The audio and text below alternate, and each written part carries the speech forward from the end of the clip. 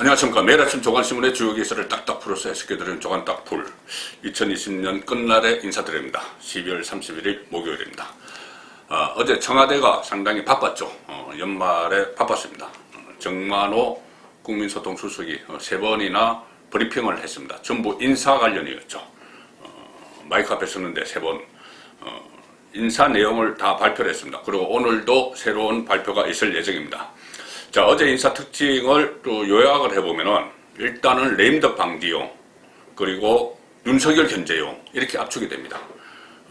지금 그동안 윤석열 때문에 윤석열을 내치기 위해서 뭐 법도 만들고 제도도 고치고 막 인사권도 뭐 발동을 하고 여러 가지 수단을 다 썼죠. 국회에서는 또 새로운 법, 뭐 윤석열 방지법 뭐 이런 것도 만든다고 하고 그러고 있는데, 또 이번 인사 문재인 대통령이 직접 한 인사에서마저도 윤석열을 견제하기 위한 그런 내용들이 곳곳에 숨어 있습니다.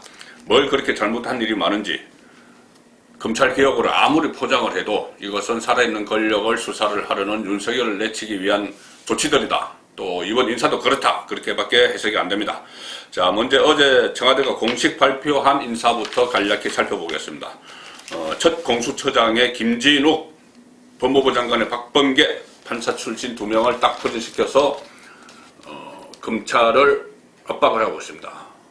법무부 장관이 과연 검찰 개혁만 하는 게 법무부 장관인지 조국 때부터 추미애, 박범계 전부 일성이 검찰 개혁입니다. 그리고 실제로 검찰 개혁에 대해서 검찰 개혁인지 어떤 뭐 권력 수사 방해인지 그것에만 열중하는 그런 법무부 장관들이었습니다. 이번에도 그렇습니다.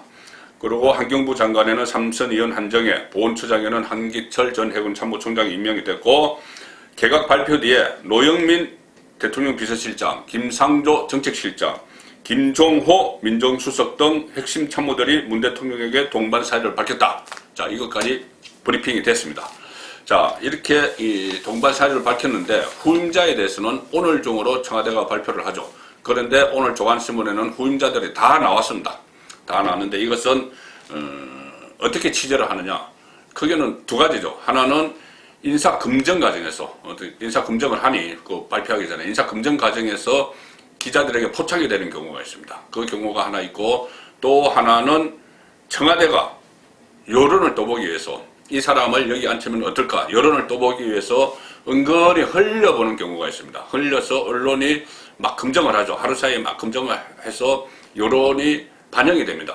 조간 지면에 반영이 되면 그것을 보고 이것을 해도 되겠다 이렇게 판단을 하든지, 아니면 너무 결정적인 하자가 드러나면은 바꿔버리는 뭐 우리가 그렇게 내정한 적 없다 이렇게 발뺌을 하면서 바꿔버리는 경우가 있죠.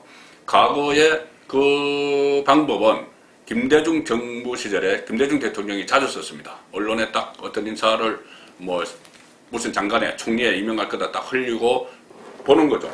그래서 한 2, 3일 동안 보면 언론이 막 검증을 하면은 그 결과 가지고 그대로 인사를 하든지 아니면은 취소를 하든지 뭐 그런 경우가 많았습니다. 반면에 김영삼 전 대통령은 언론에 미리 새 나가면은 될 사람도 다 교체를 해버리는 깜짝 인사를 많이 했었죠.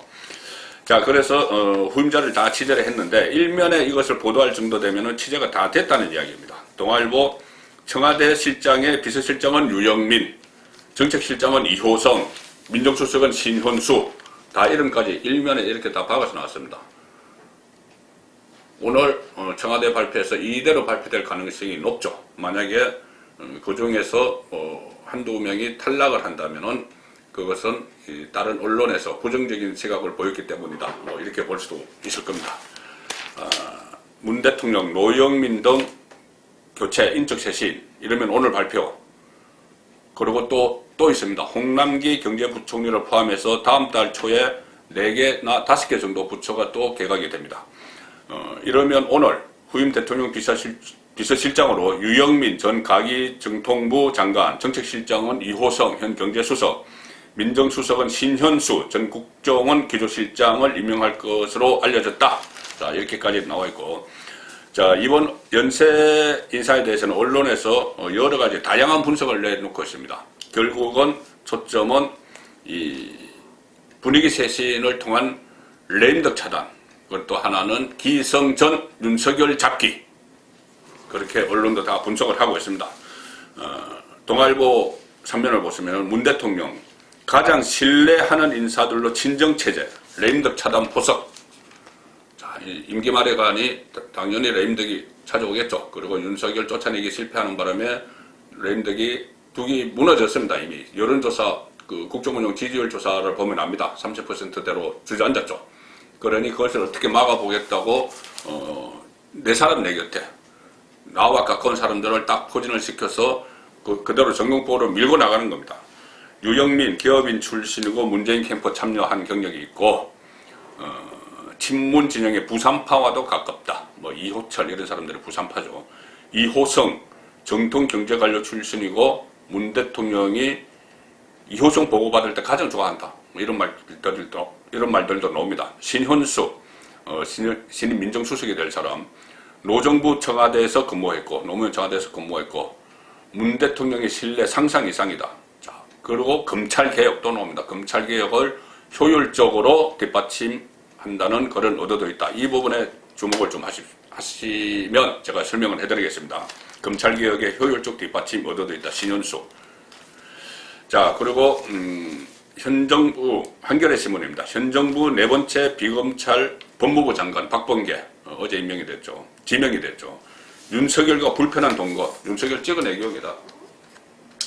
이 연수원 동기, 사법연수원 동기이기는 하지만은 과거에는 윤석열 형 뭐 이렇게 했다가 똑바로 앉으세요. 최근에 윤석열과 대립각을 하면서 국회에서 그런 발언을 했다는 것을 제가 소개해드린 적이 있습니다.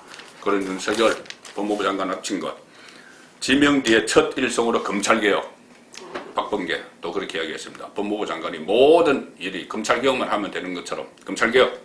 그래서 벌써 추미애 시즌2 이런 전망이 나온다. 박근혜 정부 때는 성렬이 형 그렇게 지지를 했는데 그때 국정원 댓글 사건 수사를 할 때죠. 지난 국감 때는 선택적 정의냐 이렇게 공격을 했고 자세 똑바로 하세요. 똑바로 앉으세요. 막 이런 이야기까지 했었죠. 자, 이런 상황이고 결국 박범계 말고 이용구 법무부 차관도 같은 성향이죠. 법무장 차관 모두 우리 법 출신 그 진보 성향 판사들의 모임입니다. 그리고 박범계는 검찰개혁 완수할 것, 법무부 장관은 무조건 검찰개혁. 근데 실제로는 검찰개혁이 아니고 윤석열 쫓아내기, 윤석열 반드시 손발 묶을 것 이런 말로 들립니다. 쫓아내겠다. 쫓아내지 못하면 손발이라도 묶겠다. 지휘권, 법무부 장관을 할 수 있는 것이 있죠. 인사권, 감찰권, 수사지휘권. 이거 발동을 해서 윤석열을 통제하겠다는 이야기입니다. 박범계 장관 지명자, 노무현 정부 때 민정법무비서관을 했고 문재인 대선 캠프에서 종합상황실장을 맡았습니다. 그리고 어제 그렇게 이야기했습니다. 이렇게 이야기했습니다. 박범계. 2003년부터 노무현 정부 때부터죠. 내 삶에는 검찰개혁 역사가 있다. 그 속에서 답 찾겠다. 기성전 검찰개혁, 기성전 윤석열 축소입니다. 공수처장도 어제 임명됐죠. 같은 판사 출신. 수사칼날 윤석열 겨눌까. 어제 김진욱 지명됐습니다. 문재인 대통령이 지명을 했죠. 판사 출신, 검사, 판사 한 사람씩 추천이 되는데 판사 출신 지명을 했고 인사청문회 거쳐서 임명이 됩니다. 문 1호 공약, 공수처가 출범했다.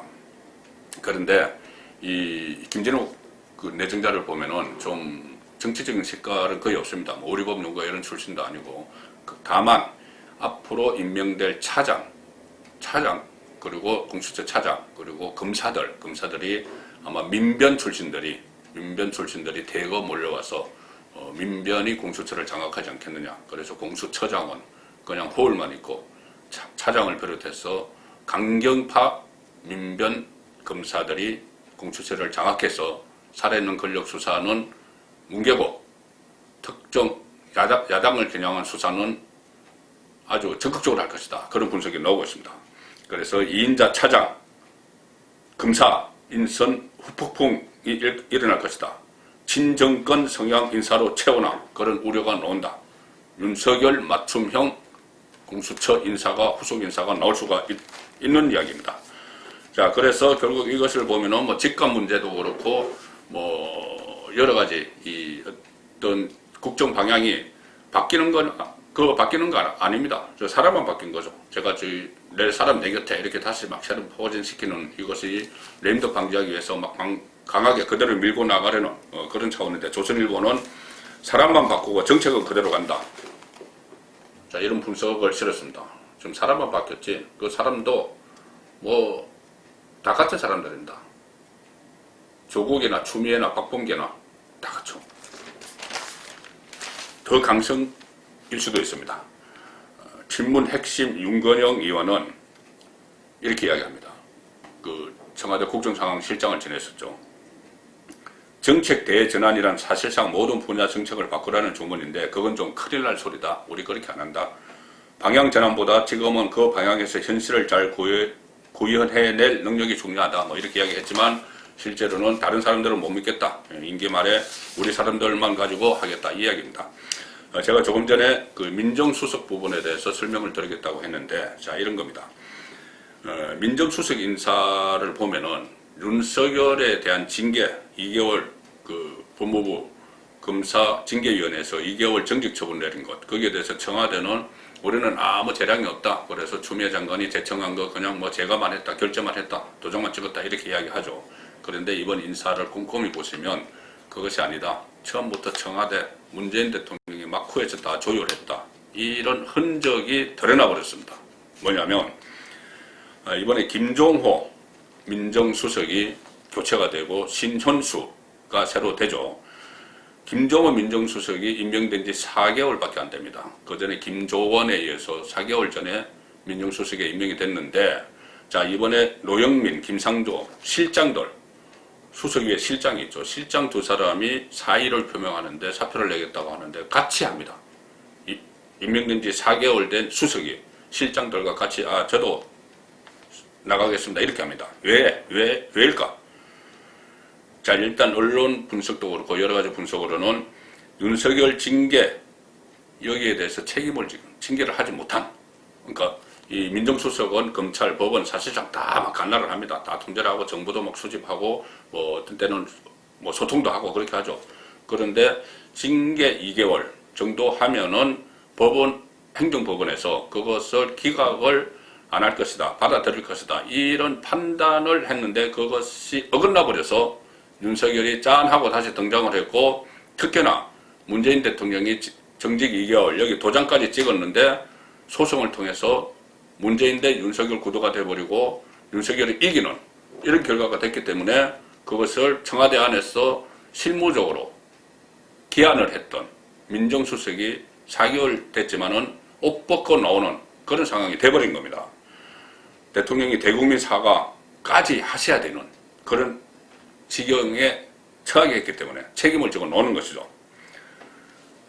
자, 그래서 청와대는 윤석열 징계에 문재인 대통령이 개입할 여지는 없다 이렇게 이야기했지만은 실질적으로는 막후에서 청와대 안에서 다 연출하는, 그것이 다 들통이 난 그런 인사입니다. 자, 2개월이면 법원도 수용하지 않겠느냐, 이런 판단을 사법부를 관장하는 김종호 민정수석이 했고, 그것을 문재인에게까지 보고가 다 됐는데, 그것을 문재인이 2개월 딱 찍었는데 그게 법원에서 기각이 돼버리니, 인용이 돼버리니, 다시 원상복귀를 시켜버리니 그냥 둘 수가 없죠, 민정수석은. 그래서 바뀐 거다.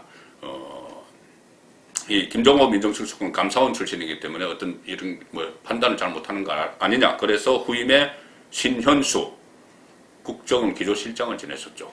그리고 노무현 정부 때 문재인 민정수석 밑에서 사정비서관을 지낸 검사 출신입니다. 그리고 문재인 캠프에서 선대위 법률지원단장을 했기 때문에 이 사람은 좀 믿을만하다. 자, 그렇게 해서 신현수를 발탁을 한 거죠. 그런데 이것은 또 하나의 측면에서 볼 게 있습니다. 뭐냐면 이런 여러 가지 그 기획, 총괄을 막후 연출을 문재인 대통령은 본인이 해놓고 책임은 참모들에게 다 떠넘기는 그런 인사가 또 일어났습니다. 세계일보 오면 보시면은 국정난맥상에 문재인 보좌 미흡 책임, 국정이 막 난맥상인데 그 결과적으로 책임은 대통령에게 있는 것이죠. 그런데 보좌를 잘못했어. 나는 잘하는데 참모들이 보좌를 잘못했어. 그런 인상을 주기 위해서 연쇄 인사를 막 한다는 의미입니다. 노영민 실장 사의 표명은 국정운영 총체적 책임을 져라. 윤건영 의원은 내구 연한의 한계가 있다. 세물 필요하다. 이렇게 이야기했다는 것이고, 그 다음에 김상조 정책실장은 코로나 백신 등 정책 실패 책임을 져라. 코로나 백신 구하지 못한 거 정책 실장 때문이야. 나 때문이 아니야. 나는 뭐 전화도 해서, 화이자와 전화도 해서, 그런데 전화해서 2천만 명분 확보했다고 그러는데 또 화이자 쪽에서는 아니다. 또 그런 이야기가 나왔죠. 자, 김수석은 검찰개혁 혼란의 사임 의사. 김종호 검찰개혁 혼란의 사임 의사. 자기 할 일을 판단을 잘못해서 사임 의사를 밝혔다. 자, 그런 이야기입니다. 중앙일보도 노영민, 김상조는 백신, 김종호는 윤석열 징계 무산 책임론. 백신 제때 확보하지 못한 것도 참모 책임이고, 윤석열 징계 제대로 하지 못한 것도 참모 책임이고, 그래서 인사를 하는 겁니다. 김종원 전 민정수석에 이어서 지난 8월 임명돼서 재임 기간이 4개월에 불과한 김종호 민정수석도 함께 사의를 표명을 했다. 청와대 고위 관계자는 이렇게 이야기합니다. 윤석열 검찰총장 징계와 관련해서 여러 절차나 법무부가 진행하는 과정에서 발생된 일들에 대해 주무수석으로 책임을 진 것이다. 그런데 이를 두고 사실상 윤석열 찍어내기 실패에 책임을 지고 물러나는 것이다. 는 해석도 나오고 있다고 합니다. 자, 들어오는 사람이 이렇게 쭉 있으면 떠나는 사람도 있겠죠. 1년 동안 언론을 장식했던 윤석열 축출 작전을 진두지휘했죠. 인사권, 감찰권, 수사지휘권 몽땅 동원을 했는데 실패했습니다. 그리고 바통을 판사 후배인 박범계에게 물려주고 떠나는 추미애, 아직은 장관입니다. 박범계 지명자가 인사청문회 거쳐서 정식 임명이 돼야지 그때 법적으로 문서상으로 정식 퇴임을 하죠. 한국일보 보시면 검찰개혁 변질시키고 구치소 코로나 5점 남기고 결국 불명예 퇴진을 한다. 여기 있습니다. 올해 초에 검찰개혁 완성 임무받고 임명이 됐죠. 그런데 윤석열 찍어내려다 제도 안착은 뒷전으로 밀려났고, 검경수사권 조정 혼란에도 대비를 안 했고, 동부구치소 방역 골든타임도 놓쳤고, 국가기관 최악 감염에도 입장도 안 내고, 그래서 문 대통령이 사의를 수용했고 사실상 경질됐다. 그런데 박범계 임명 전까지는 직위를 유지한다. 이 기사입니다. 오늘 조간의 다른 주요 기사들을 소개를 해드리겠습니다. 자, 박원순 2억 수사 결과가 발표됐는데, 박원순 피소 사실, 그때 어떻게 박원순에게 들어가서 박원순 전 시장이 극단적인 선택을 했느냐, 피소 사실이 공표가 되지 않았는데, 그런데 그것이 결국은 여성단체에서 여성 국회의원에게 이야기를 해서 그 여성 국회의원이 여성 젠더특보에게, 서울시장 젠더특보에게 전달을 해서 박원순 시장이 알게 됐다. 여성단체 인사들이 유출을 했다. 그때 이것이 청와대에서 유출을 했느냐, 막 이런 이야기들이 있었죠. 근데 청와대는 일단 빠졌는데, 이거는 뭐 수사 결과 발표니 또 나중에라도 진상이 또 새로 밝혀질 수는 있습니다. 정강훈 목사 무죄 판결돼서 어제 석방됐죠. 한겨레 신문이 여기에 대해서 상당히 부정적으로 보도를 했습니다. 색깔론 보도, 색깔론 어디까지 보호를 해야 되냐. 정강훈 목사가 계속 색깔론을 제기를 하는데 어디까지 보호를 해야 되느냐. 문재인은 뭐 공산주의자 이런 이야기까지 다 했는데, 이것을 문재인은 간첩 이런 말까지 했는데 이것을 다 보호를 하느냐. 그래서 무죄를 선고를 했느냐. 비판적인 기사를 싣고 있습니다. 이재용 파기환송심 어제 검찰에서 징역 9년을 선고를 했죠. 구형입니다. 어제 마지막 최후 진술이 있었는데, 성어부, 아버지보다 나음의 올목인 이재용 부회장, 삼성을 모두 신라는 기업으로 만들겠다. 이런 한국 경제신문 기사입니다.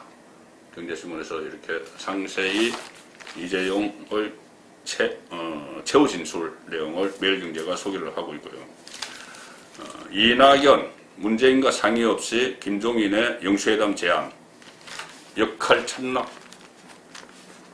이낙연 민주당 대표가 문재인 대통령과 상의 없이 김종인 국민의힘 비대위원장에게 영수회담 하시자 이렇게 제안을 했답니다. 대통령과 상의도 없이.